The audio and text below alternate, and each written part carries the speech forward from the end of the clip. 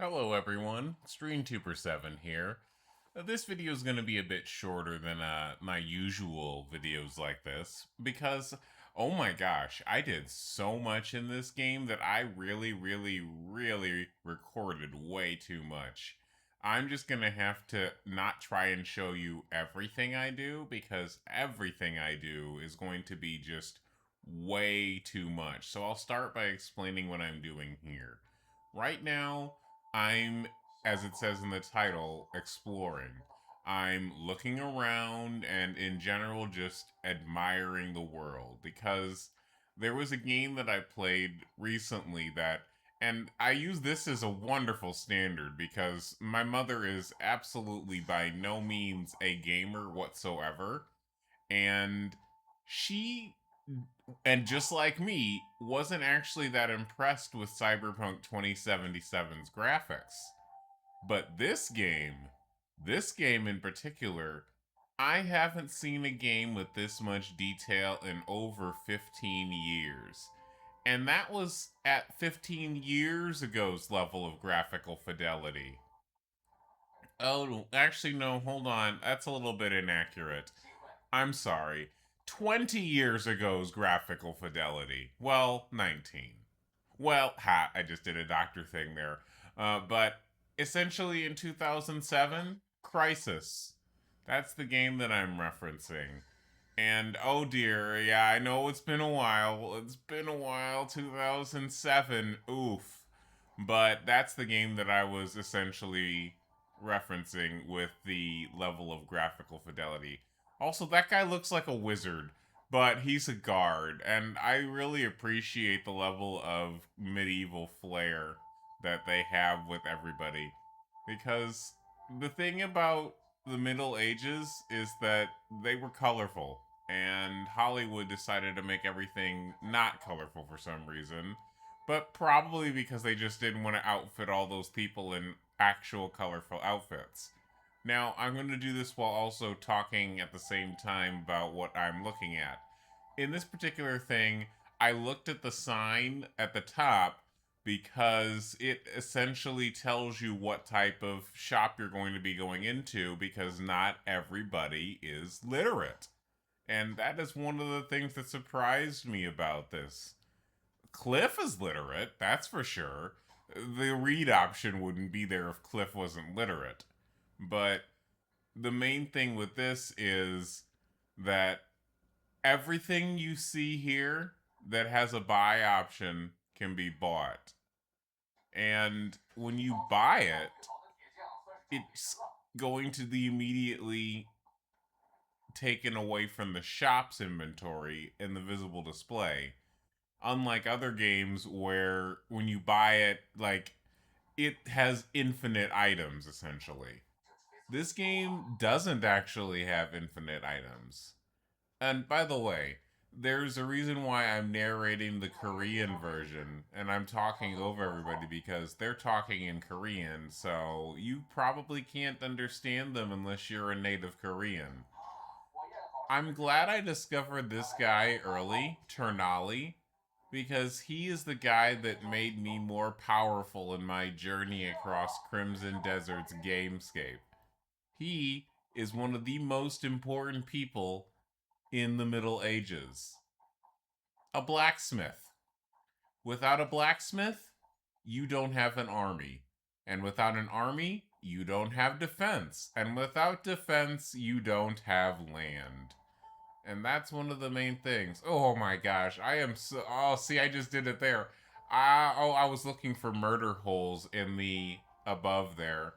But this is one of my favorite aspects of the opposite end of my space obsession and infinite passion, and that is this particular lifestyle. I absolutely love the time period of 1044 to 1644. And that time period is a time period when the entire world was still in flux in ways that us modern people have no way of really truly understanding. The world wasn't circumnavigated until at least 300 years ago. No, damn. See, that's it. Just did it again. 500 years ago. That's it. It's just we have so many things we take for granted. The fact that this planet is circumnavigated wasn't a thing 500 years ago.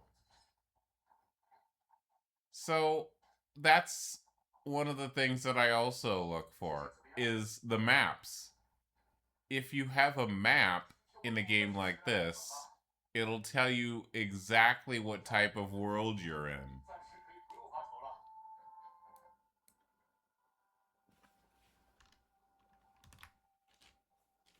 And there is the very first actual castle we will ever see in this game. Hernand Castle. And this one is going to be the main centerpiece of a lot of this game. Which also kind of leads to the joke as to why people can call it Crimson Hernand instead of Crimson Desert. But also, if we're being actually technical, there isn't anything crimson about Hernand, so technically it should just be called Castle Hernand instead of Crimson Hernand. But that's just me being more autistic than the entire community seems to be able to be for some reason. It's amazing what people can do when they have infinite creativity and a lot of time. Also, this sequence right here is based directly on the way that we look. So we look like a gray mane, which is to say, we're somebody who is off the streets and barely looks like we have any semblance of, well, a copper, a silver, or even, oh my gosh, is that a gold bar? So, what I did was, for my earlier questing, I got a Hernand outfit. The armor that I was wearing was not fancy enough. So, because I didn't have to do much more than chimney sweep to get this outfit, it was easy to get into Hernand. But that's just it. You can't just walk into Hernand. One cannot simply walk into Hernand. You have to be respectable, quote unquote. Or at least look like you're not going to immediately bandit the place, which is why the response changed here.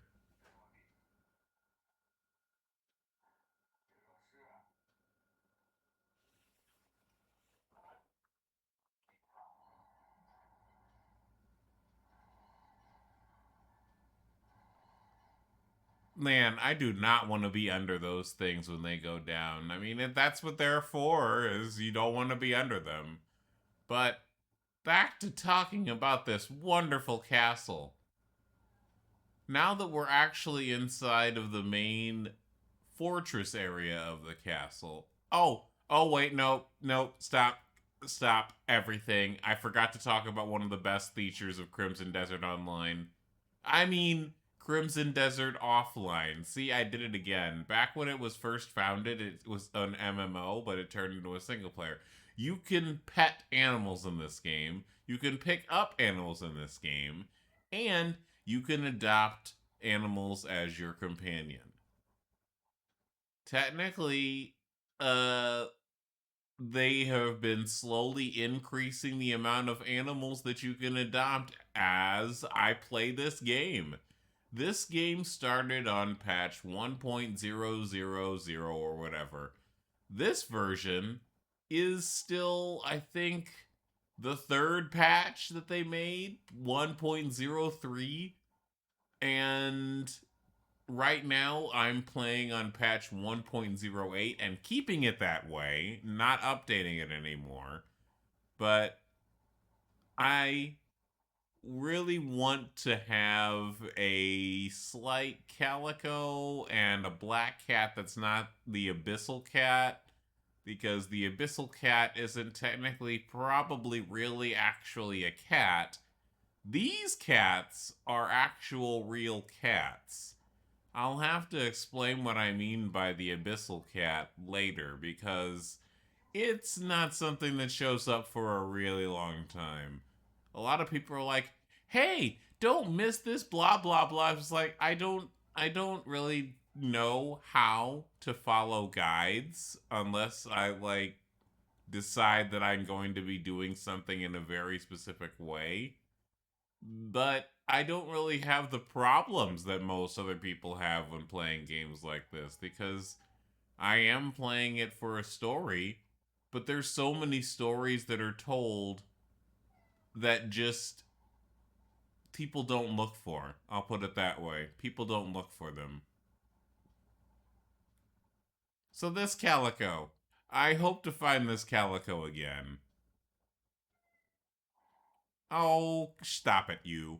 It actually treated it like I bumped the cat, which is as good as pushing the cat and throwing it against the wall, apparently. But every single type of cat that I meet will be indexed and treated as a species variant. I wanted to see if the cat would go through the gate. The cat apparently follows the same rules we do, which made me laugh my ass off at this point in time when I was first playing it. Because there's no reason why a cat wouldn't go through those gates. But because I can't go through the gates, the game has locked that area in a specific way that all of these NPCs, including the animals, hilariously still follow the same rules that I have to follow.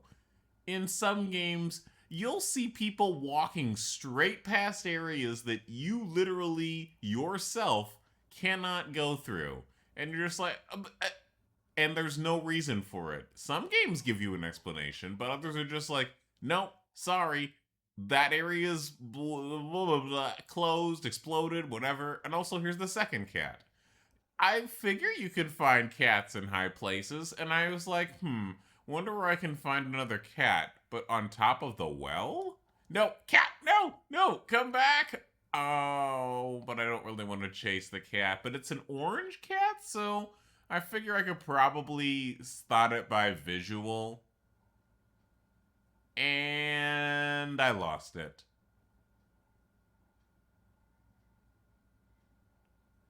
But that just means that even orange cats still have natural camouflage in grass. So far we've seen an orange cat, a calico cat. The next cat that we're going to see is an ashen cat, which is I think it's technically sort of a variation of a domestic short hair gray, but it could also be a slight version of a Russian blue due to the, let's say, extra fluffiness of the tail versus the short hairedness of the short hair. But you might notice it says go to Hernand Castle, and we're in Hernand Castle. So that's the other thing about the directions in this game. They may tell you to go to a place, but once you're there, you may have to figure out more on your own. So I decided, did I not go to the right place? Because there's two areas that indicate where you should go or where you can go. The white fuzzy area is specifically a mystery, secret, something. Usually a teleporter pad or something like that.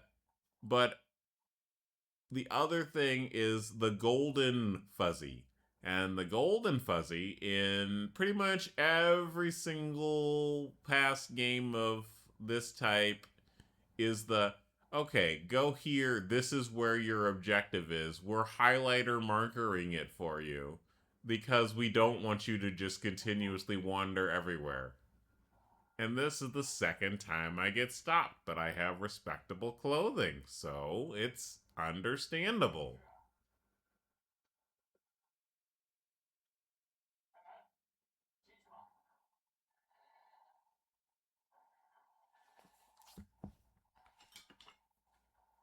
The transition into real technical gameplay starts when I actually switch the language to English. Oh my gosh, those arrow slits are absolutely horrible. You can see why I took out my bow, right? Because those are arrow slits. And NPCs actually do react to you having your weapon out. Yeah, just like real people would when somebody suddenly frickin' draws a bow. I mean, how would you react if somebody came into your area and just randomly drew a longbow? Just no explanation, just they just started drawing a longbow. That's basically what happened there. And now we're inside the actual manor castle part of what technically makes a castle a castle. The walls and the surrounding fortress area don't technically make a castle a castle. This building as a residence that is surrounded by walls and possibly has a farm somewhere is what makes this a castle. And I had some fun here. Just, you know, what type of prank is it to where you go to somebody's castle and you just light all of their candles? They're like, "Wait, did my maids do this? Who lit all these candles?" And that's just one of the most middle class rich things that I thought of so far from this perspective. So yeah, uh I decided to see how many candles I could turn on and lanterns before I got bored. And it turns out there wasn't actually too many, but there was still a decent amount. And the other thing I did was I noticed something about this particular lighting. Can you spot the specialness of this lighting before I say it? Says Dora the Explorer.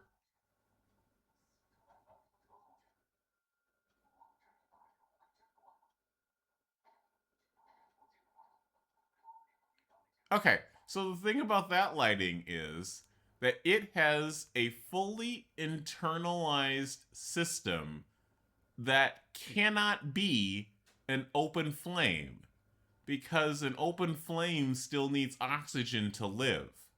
That light source is completely enclosed. So, unless they have air slits on that lantern, there's something specific about that lantern that I'm still not going to say. Oh, yeah. Shadows in this game are a little bit weird, but they're also still pretty dang good for what they have. And the way that they generate them as well is probably similar to how they generate water, which is amazing looking, by the way. We haven't gotten to that yet, but once we do get to the water, you're going to see why I am absolutely in love with the water here. And there's another lantern on.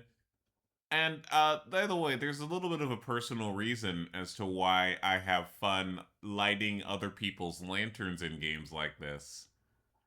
In the game Thief the Dark Project from 1996, there is a specific mechanic based around extinguishing light sources to conceal yourself.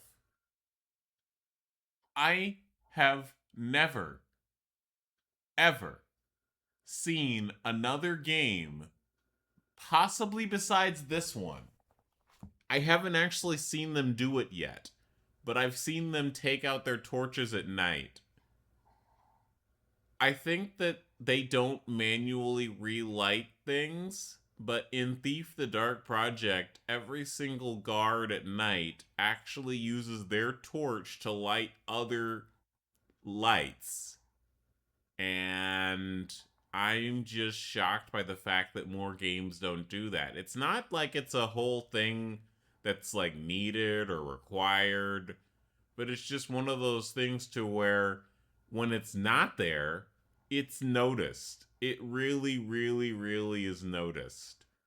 So I'm probably going to have to just casually guard stalk at some point during the middle of the shift to see if they actually do light torches and things at night. Not torches, lanterns.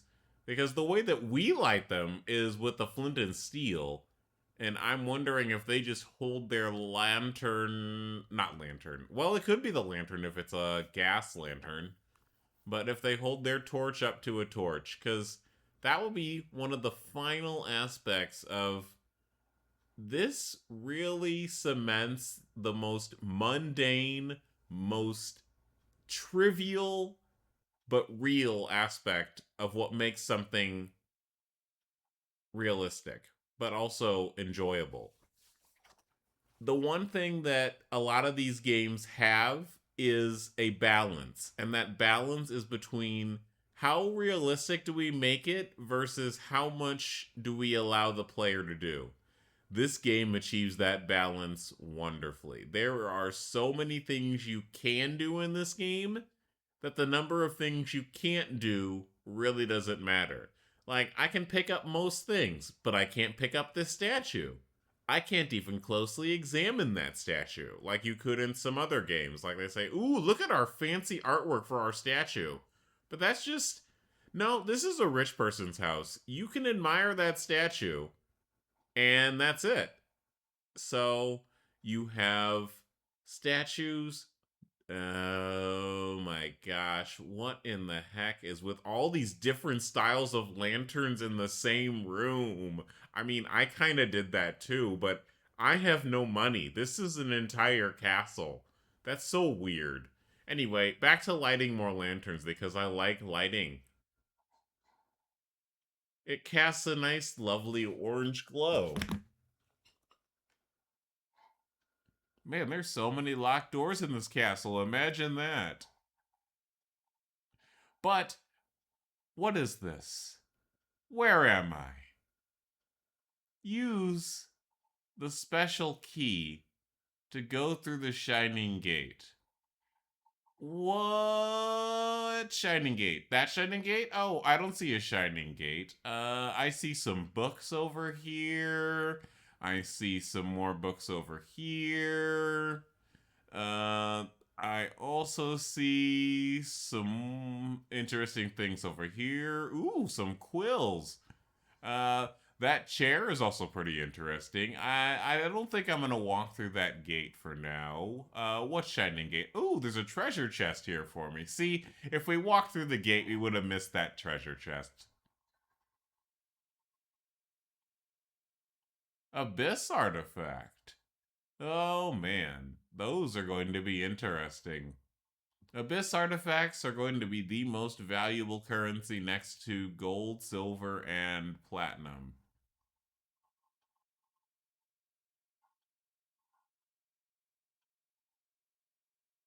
So, are we going to go through the gate? Not this episode. But we will eventually go through the gate.